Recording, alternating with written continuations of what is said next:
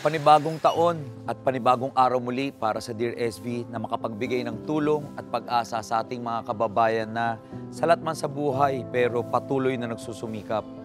Ngayong araw po makikilala natin ang isang ina na sobrang bigat ng pinapasan sa kanyang balikat.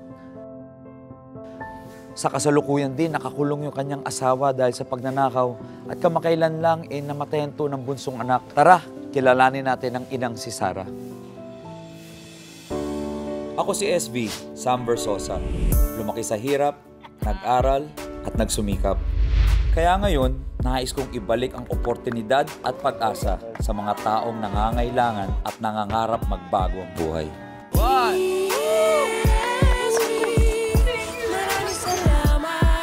Pilihan nyo yung mga size nyo. Bibigay pa kami sa iyo na. Ako si SB, Sam Versosa.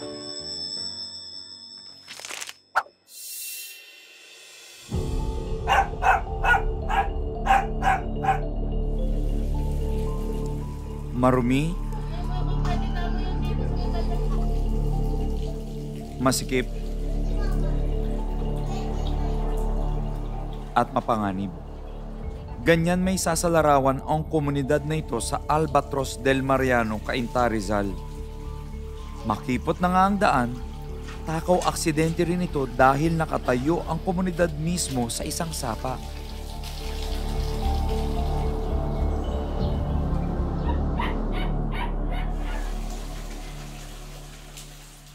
Ito, papunta na ho tayo sa lugar kung saan nakatira si Sarah at ang kanyang pamilya.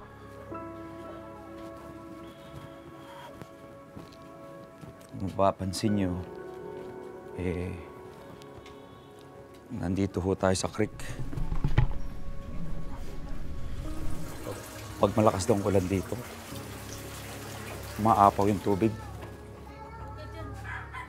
Hindi ko pa man nakakadaupang palad si Sarah at kanyang pamilya, dama ko na agad ang hirap na kanilang pinagdadaanan araw-araw. Pasensya na kayo. Nagtatakip ako ng ilong dahil medyo mabaho talaga. Hindi naman sa maarte pero medyo malakas talaga yung amoy. Mapansin nyo naman, puro basura din yung paligid.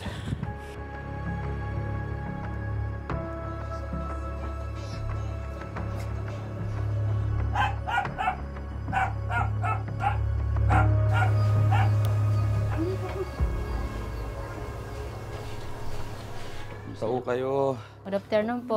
Good afternoon. Ako po si SB. Opo. Sam Versosa.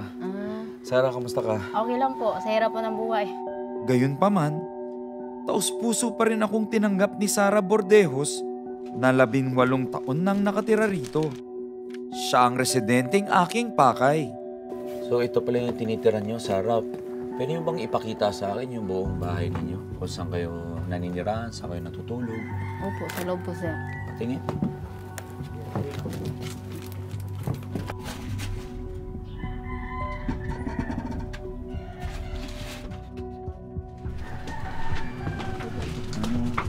So ito, dito kayo naninirahan. Tapos butas yung bubong nila dito. Parang pinagtagpi-tagpi lang nila yung mga yero. Hindi ka ba nag-aalala na anytime biglang bumigay? Kasi ngayon lang, isang tapak ko lang. Ito, isang tapak mo lang talagang lumulundo na siya eh. Hindi, kasi wala po talaga kami choice kung saan po kami matutulog. Kaya nagtsatsaga po kami dito sa loob. Kung tutuusin po, napakahirap po talaga ng buhay po namin kasi lalo na po wala po yung asawa ko po. Ang nagbabantay lang po yung isa kong anak, napakahirap po ng buhay. Pangangalakal ng basura ang kinabubuhay ni Sarah at ng kanyang pamilya. Kaso nga lang po, napakalit lang din ang kinikita po. Napangalakal po sa araw-araw po andyan lang po sa 38 pesos. Baba po. Kasama ni Sarah ang kanyang 3 anak dito sa may sapa. At ang kanyang asawa naman ay kasalukuyang nakapiit sa kulungan. Ba't ba siya nakulong? Nagnakaw po ng washing machine po. Kasi nakita na niya kasi ng mga bata gutom. Kaya lang naman daw niya nagawa. Tapos iyon, Binenta niya po halagang 300. 300 lang. Opo, 300 pesos. Tapos yun po, hindi na po naawa sa amin. Pinakulong na po siya. Nung nakiusap po ako nung kasi may baby pa po ako. So, hindi siya naawa hanggang sa lumuhod po kami nun sa wala na po kami nagawa. Kasi laki po ng bill niya, sir, 48,000 po. Pero hindi pa riyan nagtatapos ang mapanubok na kapalarang kinakaharap ni Sarah. Walang-wala na nga siya sa buhay, tila pinagkaitan pa siya lalo nang mamatay ang kanyang bunsong anak kamakailan lang.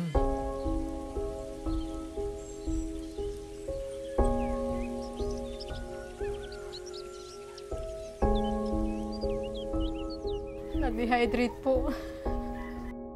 Opo, kasi maghapon po. Hindi po siya nakainom ng tubig, tapos hindi po nakadede. Dahil nung dinala ko po sa Takado, wala na po. Hindi na po umabot yung anak ko.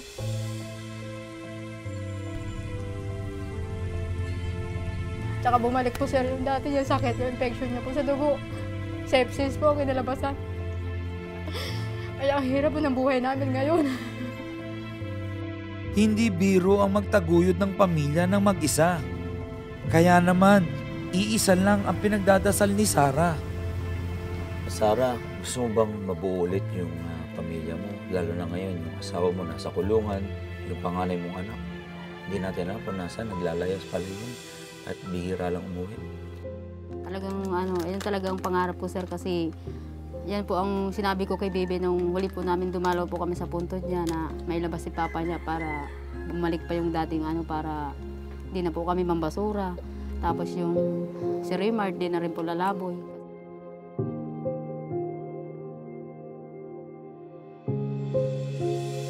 Susubukan nating hanapin si Raymart kasi ilang araw na yata hindi umuwi sa kanila. Nag-aalala na si Sarah. Huwebes, kanina umaga po. Katawan. Wala po. Salamat po.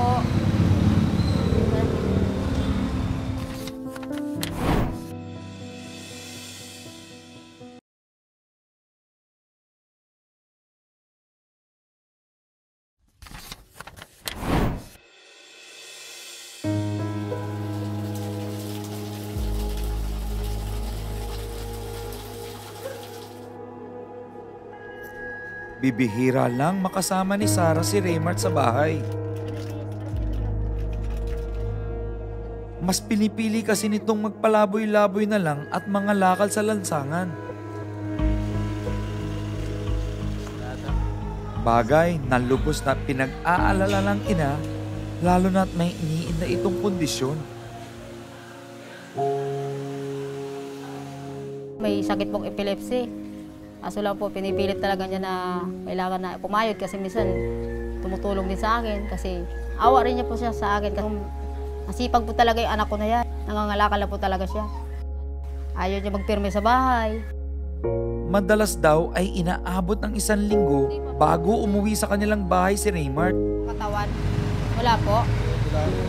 Salamat po. Kung umuwi man ito, magpapahinga lang siya saglit at muling sasabak sa lansangan. Sa katunayan, sinamahan pa ng Dear SB team si Sarah sa pagtuntut kay Raymart.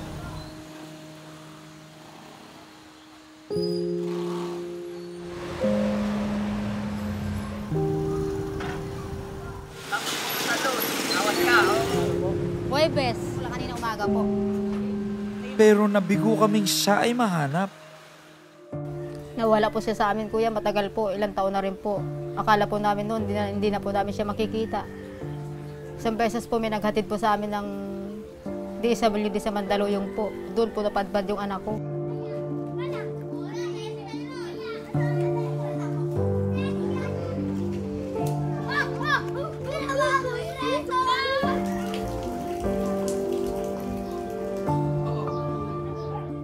Inabot ng 2 linggo bago matsyempohan ng Dear SB team si Raymart sa kanilang bahay.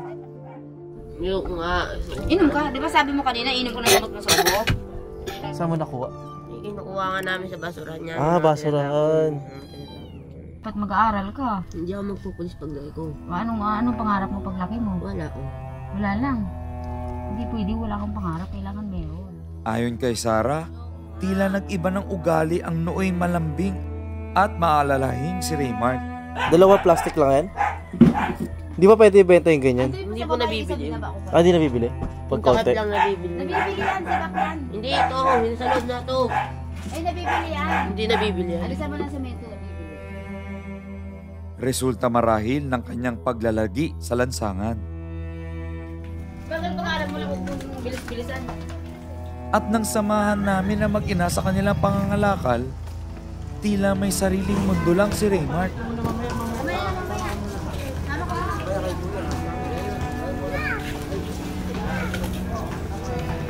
At sa kalagitnaan ng kanilang pangangalakal, bigla na lang itong nanahimik at umupo sa may bangketa. Senyalis daw ito na maaaring atakihin ng epilepsiyang bata ayon kay Sarah. Hinahayaan ko lang po hanggang bumahimasmasan po na bumalik po yung normal niya sa pag hindi na siya po inaano ng epilepsy niya. Una-una po, natatakot po ako. Pangalawa, inalalayan ko po siya na para hindi matumba. Kaso lang po, malakas po siya pag sinusumpong.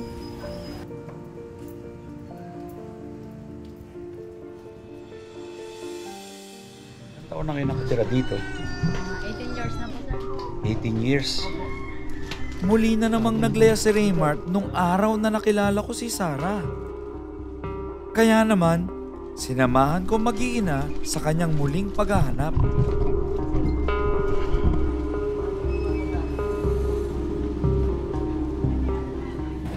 Susubukan nating hanapin si Raymart kasi ilang araw na yata hindi umuwi sa kanila at nag-aalala na si Sarah.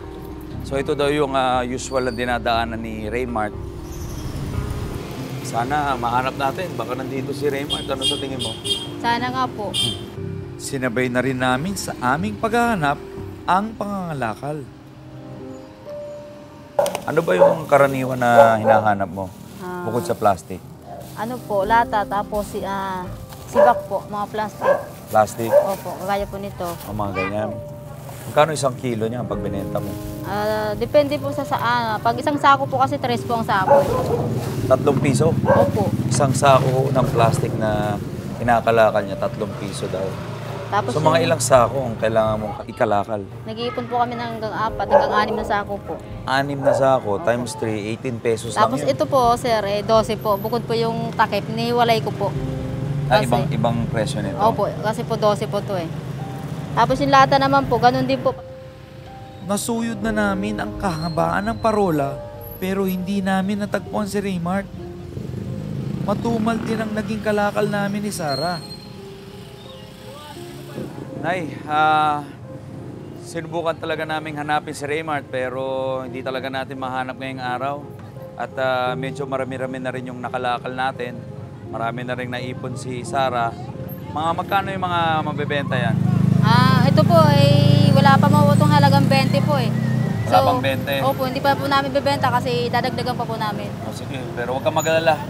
Bago natin ibenta yan, okay lang bang sumama ka sa akin? Okay lang ba yun? Okay lang po.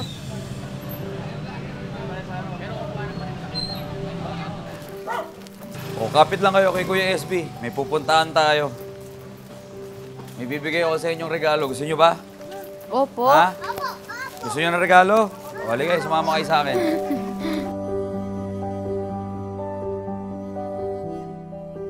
May huling regalo po ang programa namin Dear SB para sa inyo. Dahil gusto kong mabuo ang pamilya ninyo, meron kaming huling sorpresa para sa iyo. Labas na! Maraming salamat po. Natupad na po yung pangarap na kay Bebe. Salamat po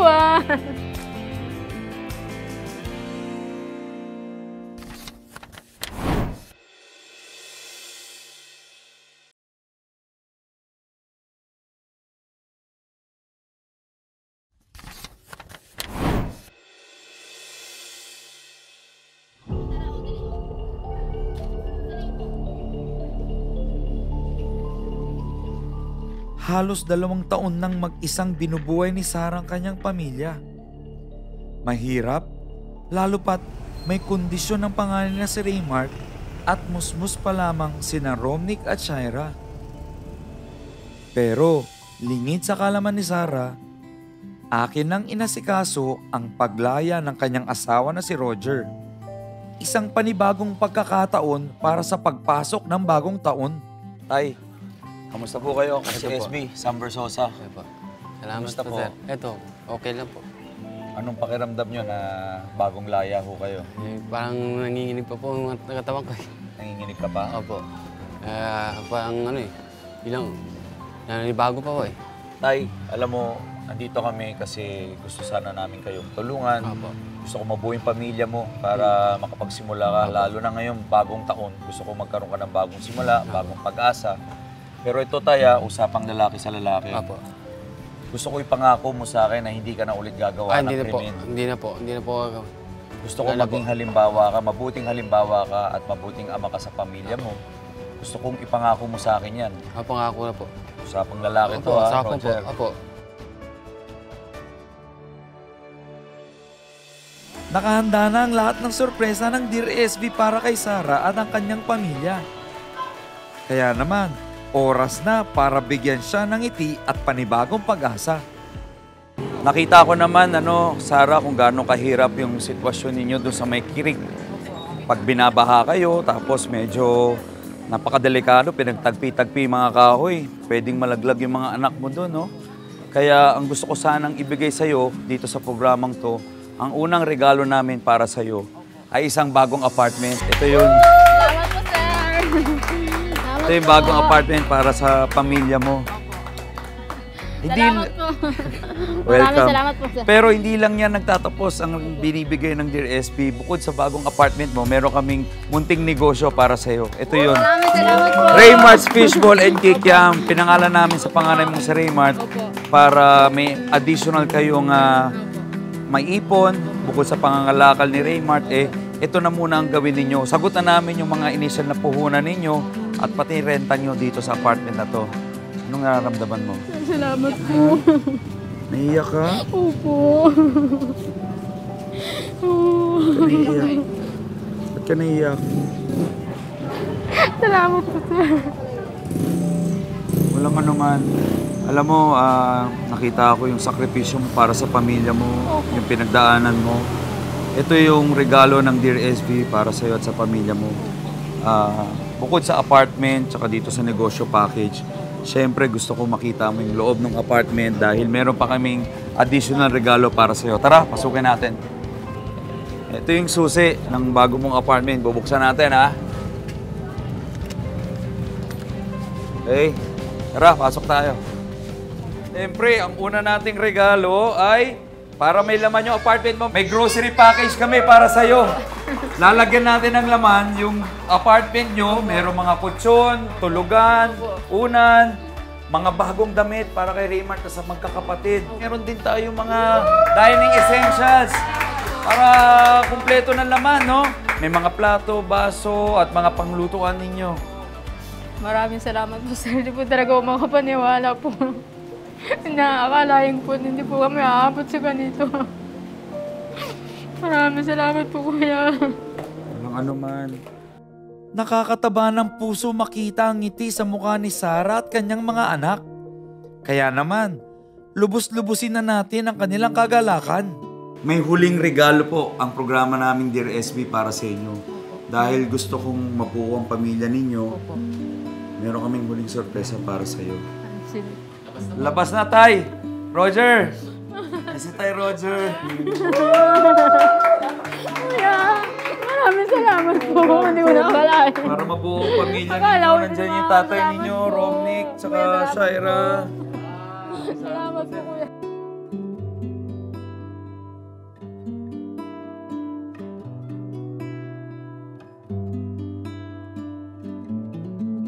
Namiss nyo ba yung tatay nyo? Opo. Sir, maraming salamat po. Natupad na po yung pangarap na kay Bebe. Sir, salamat po Hindi ko mapaniwala, sir, na sa labas na pa siya. Sir, salamat po Walang anuman.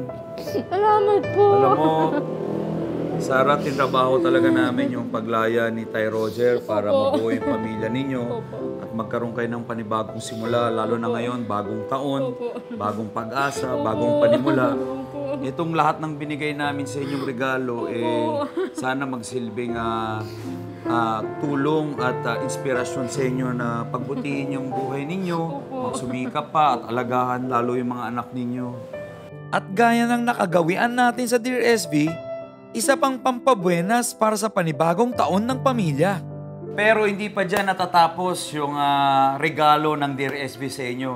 Dahil bagong taon at may tradisyon kami rito, may papaiwan ako sa iyo huling tulong namin para sa inyong pamilya. At ibubulong ko na lang yon. Ang huling tulong na ibibigay ko ay...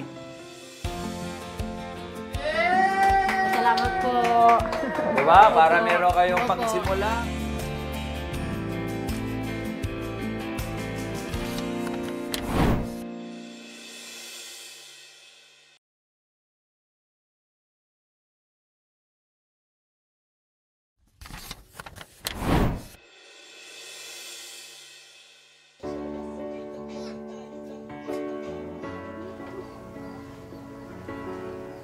Mahirap magtaguyod ng isang pamilya, lalo na kung nag-iisa lang ang nagsusumikap upang pagbuklurin ito.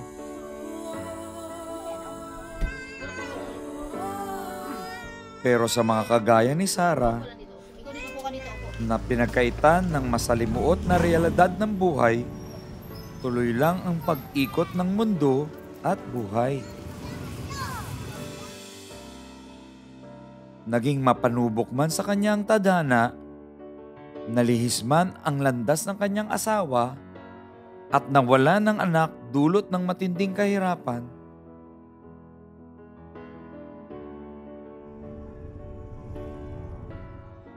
nanatili pa ring matatag ang kanyang pananampalataya sa may kapal.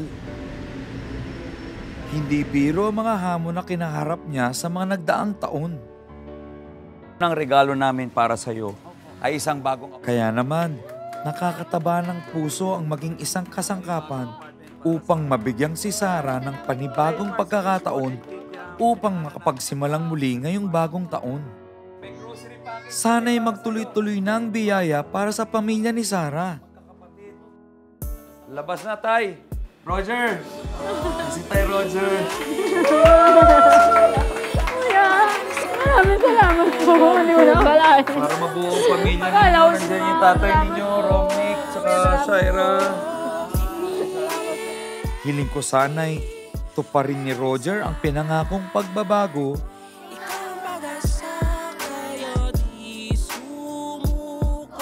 Na-miss nyo ba yung tatay nyo? Opo. Sir, maraming salamat po. Natupad na po yung pangarap na kay Bebe. Sir, salamat po At lumaking malusog at masaya sina Romnick at Shaira, at sana'y makapiling na nilang muli si Raymart. Lalo pat sabik nang naghihintay sa kanya ang isang panibagong yugto sa isang masaganang bahay na may buot kumpletong pamilya.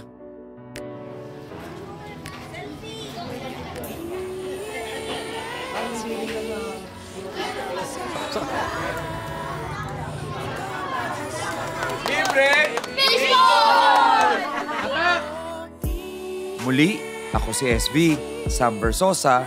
Gusto nyo ng regalo? Wali kayo, sumama kayo sa akin. At ito ang Dear SB.